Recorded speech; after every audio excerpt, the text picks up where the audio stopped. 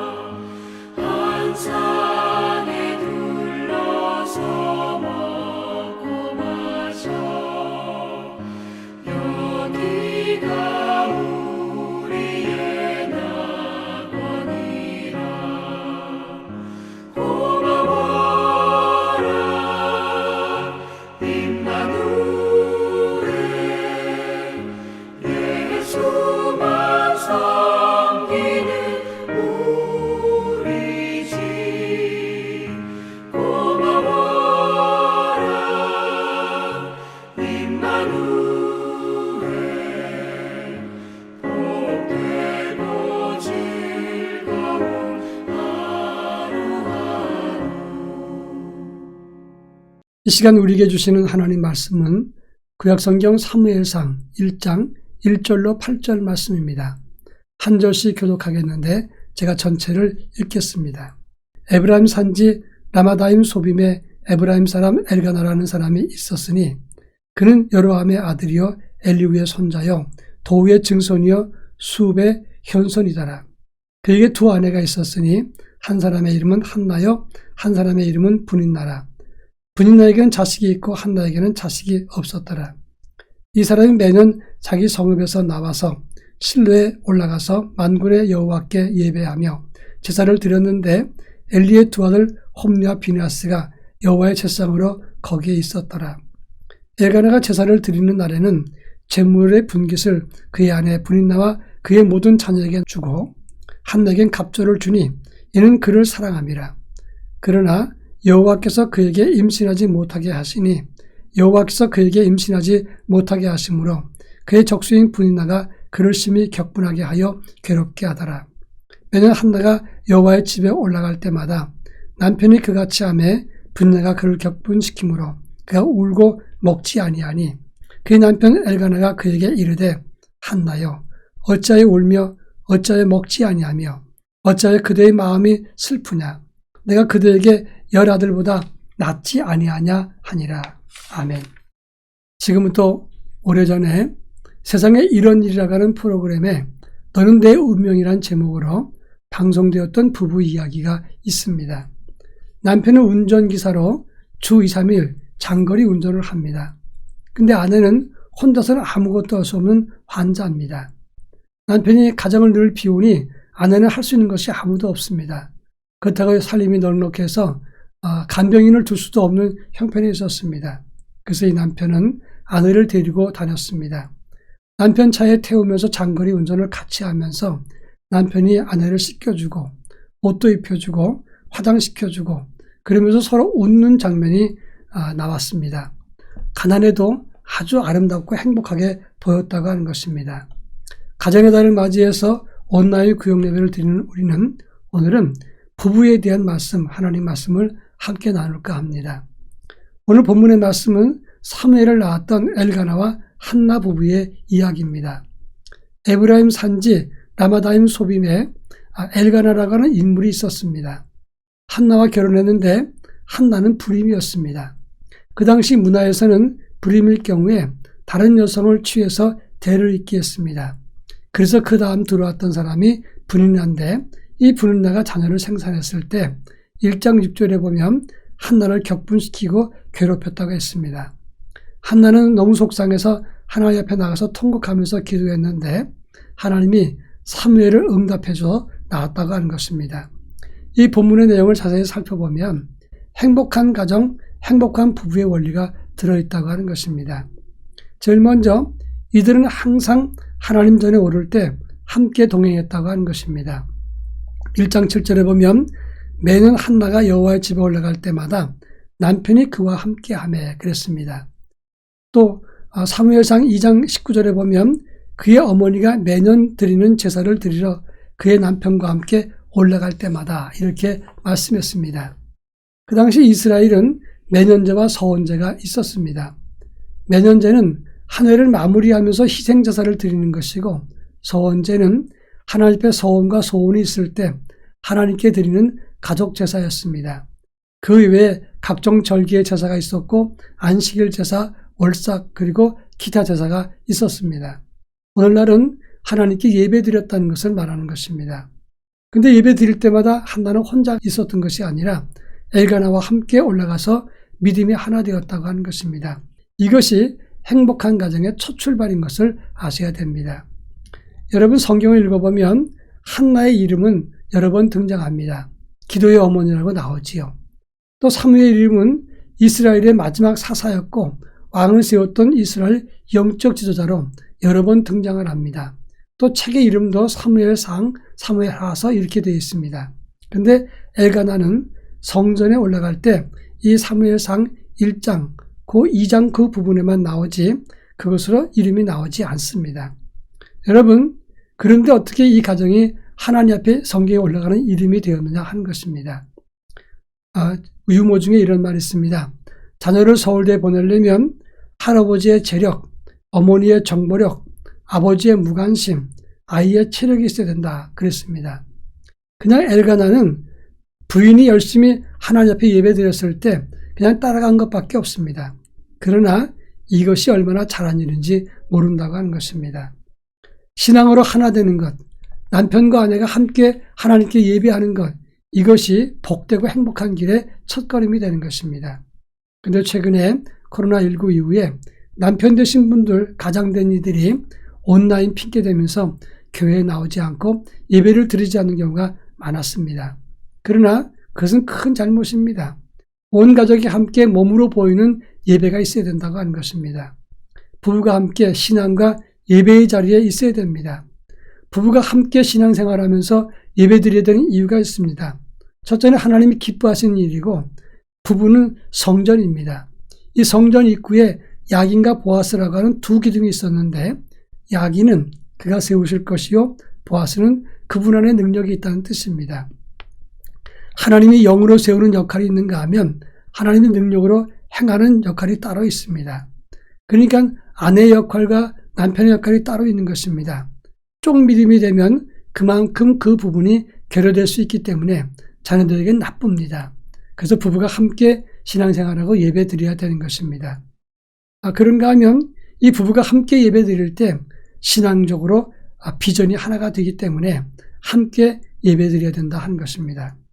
그런가 하면 이들 부부는 서로 위로자가 되었다 하는 것입니다.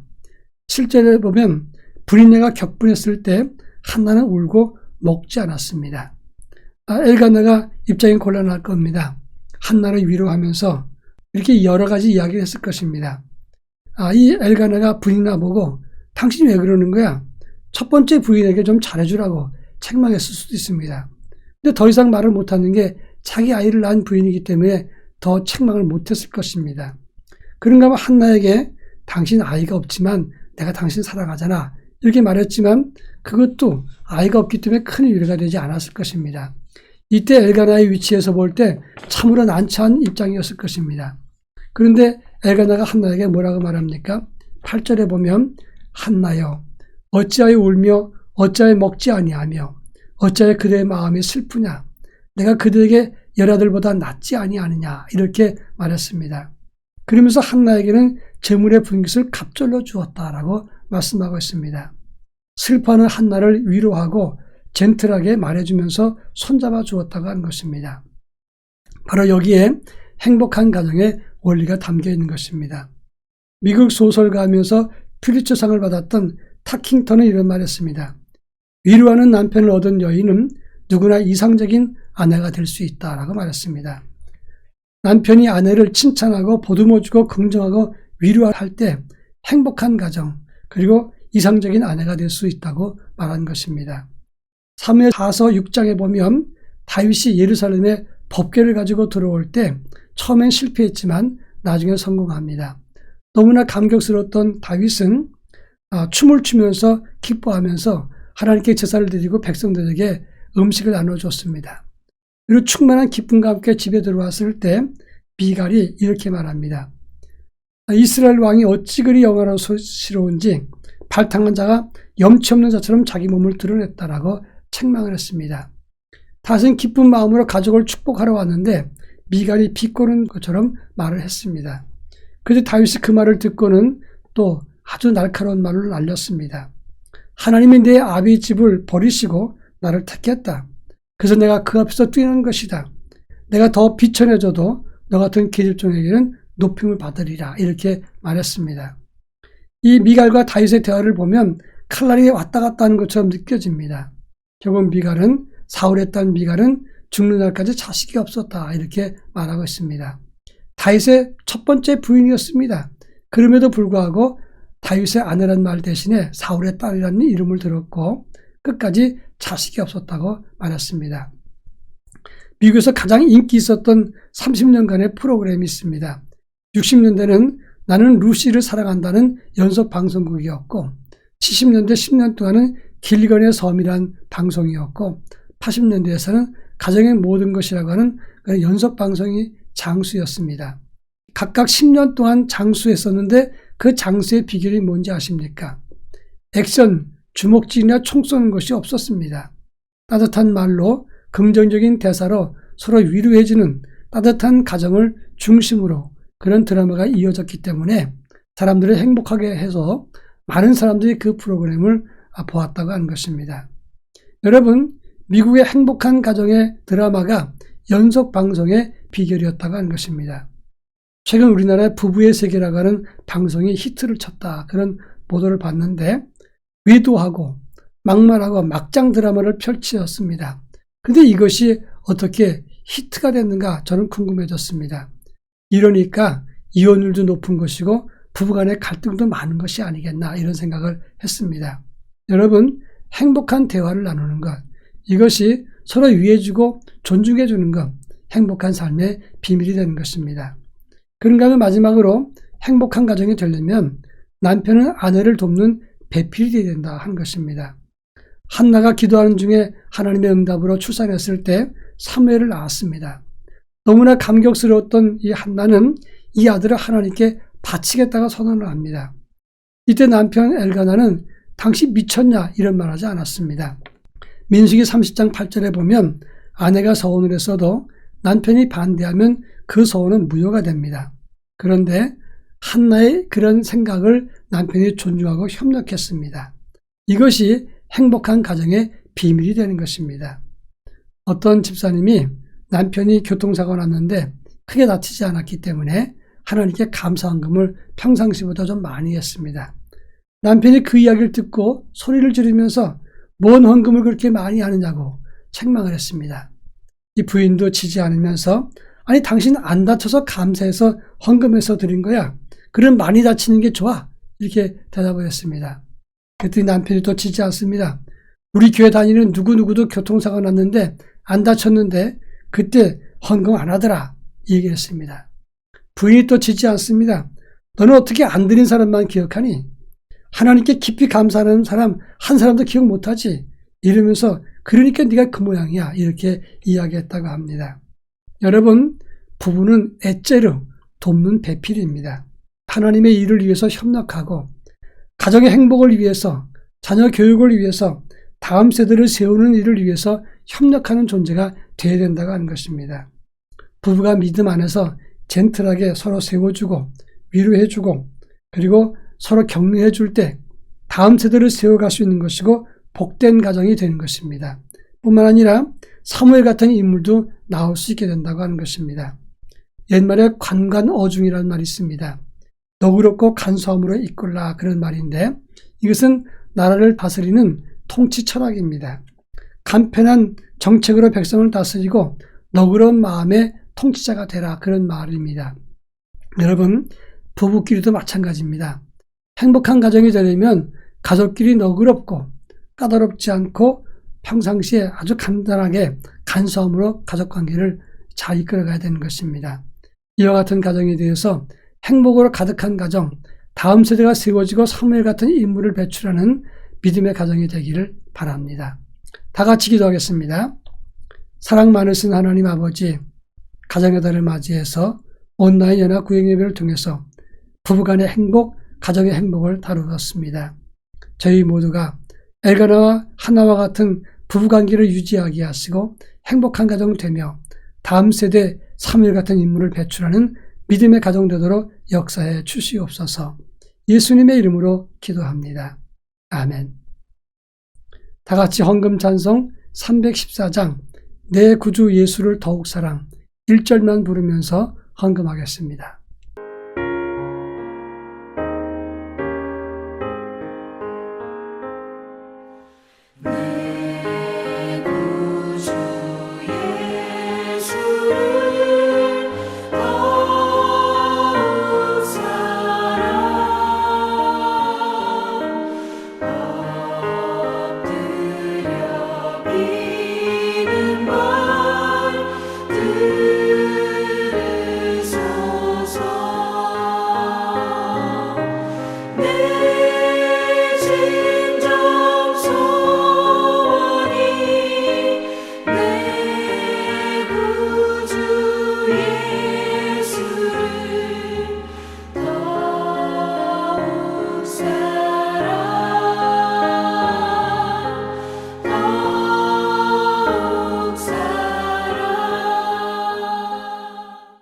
한 번 더 기도하겠습니다.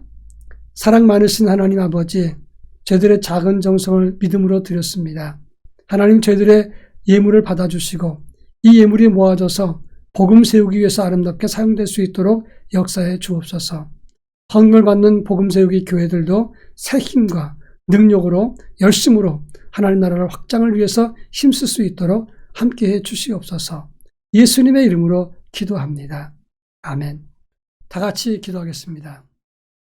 이제는 우리 주 예수 그리스도의 은혜와 하나님의 극진하신 사랑하심과 성령님의 감화감동 교통하심이 행복한 가정을 꾸미고 다음 세대를 세워 하나님의 큰 임무를 내기 원하는 사랑하는 성도들, 저들 가정과 삶 속에, 그리고 복음 세우기 위해서 힘쓰므로 하나님 나라 확장을 위해서 애쓰는 우리 구역장들과 구역 식구들 모두에게, 그리고 복음으로 새롭게 되기 원하는 우리 교회와 우리의 조국 대한민국 위에 이제로부터 영원토록 함께 하옵시기를 간절히 축원하옵나이다. 아멘.